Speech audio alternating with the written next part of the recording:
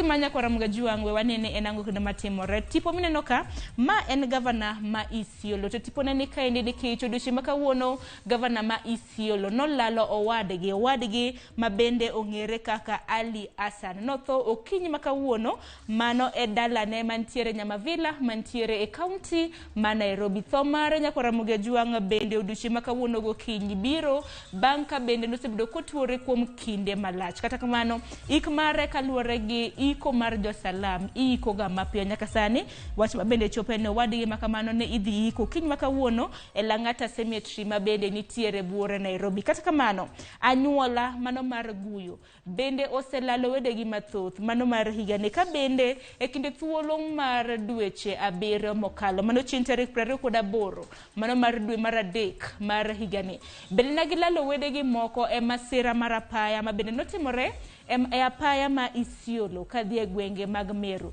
kama bende nolalo owadgi moro bende mongere kaka Hassan Borana kanyakla kod chi owadgi kanyakla kod nyithindgi 2 ma bende duto te ne otho e masira mar apaya dweche 7 mokalo. Sani bende koro olalo owadgi mongere kaka Ali Hassan. Kata kamano mos ahinya ne familia osiepe kanyakla kod anyuola mag Guyo.